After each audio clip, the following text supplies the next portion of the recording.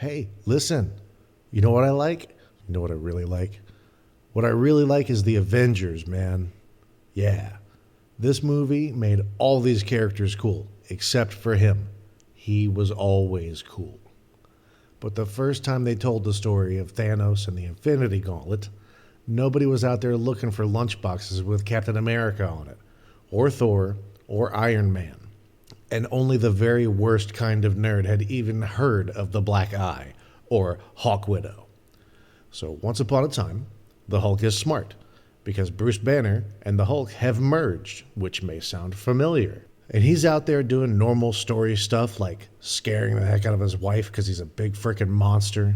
And out of nowhere, we get a whole page of Silver Surfer, Doctor Strange, who are not part of this story. Surfer's freaking out about something. And Doctor Strange is like, you need to chill. And Wong is like, I'm still a manservant stereotype. And then Wong says, I don't feel so good, Mr. Strange. And then he disappears. And then Rick Jones, the Hulk's BFF, disappears. Hulk's trying to figure out what's going on when a portal opens. And the Hulk gets sucked into it. And that's the end of the issue. Next month, we're dropped right back into the story. And the Abomination is here. And the Hulk is 6 inches tall. Comedy ensues and the Hulk gets sucked into another portal. And that's the end of the issue. Next month, the Hulk is back and he's normal size again. And somebody's going to finally tell me what the hell's going on. Confused?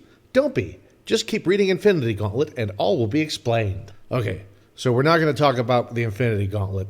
That's not necessary, but I do want to look at some relevant parts from issue number 4.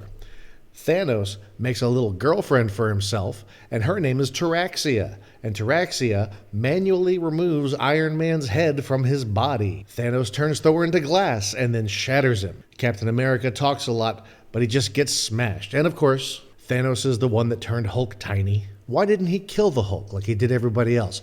Because the Hulk is literally too badass to die. Here's some fun bonus stuff. Thanos turned Nebula into a zombie. Taraxia caves Spider-Man's skull in with a rock. Thanos turns Wolverine's bones into rubber. Cyclops suffocates with his head in a box. Vision gets his guts ripped out, and Wanda gets blowed up, and nobody wants to see that. They were less than nothing to Thanos. They weren't cool until this movie, so let's appreciate a couple cool things about Marvel's The Avengers.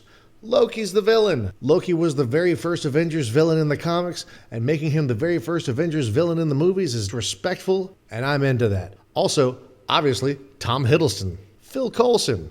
He's so cool that he was created for the movies and ended up in the comics. Coulson absolutely deserved his own show based on this movie. Mark freaking Ruffalo. Okay, look, I really appreciate Ed Norton. I loved him in that one thing, and he was so good in that other thing. And some people, he's the best Banner. But for me, Mark Ruffalo is my Bruce.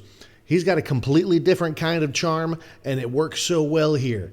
Additionally, this is the very first time that the Hulk and Bruce Banner were both played by the same person in live action. Lou Ferrigno and Bill Bixby are legends.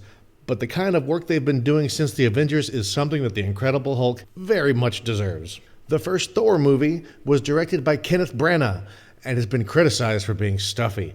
And the funny parts that weren't Kat Dennings were mostly dumb fish out of water bits or I don't understand manners unless my father is in the room. But the Avengers gives us our first look at a Thor that can be kind of funny, which is partly because of what's his name.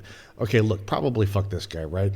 But he does write a snappy script. Anyway, did I mention the Hulk? Oh, he's such a good boy. He's such a good boy. Harry Dean Stanton.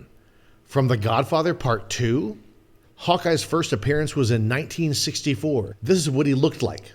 Look at him. Jeremy Renner in this movie was literally the first time he was ever cool. And finally, this movie is so cool that its third sequel became the second highest grossing movie of all time.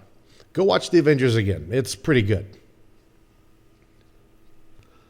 So how are you trying to find the Tesseract? Oh, you know that thing from The Dark Knight where Batman uses all the phones in the city without permission, then he feels so guilty about it that he blows the whole thing up after using it just once? Yeah. We're doing that with all the phones, all the time. Oh, that's pretty good. Yeah.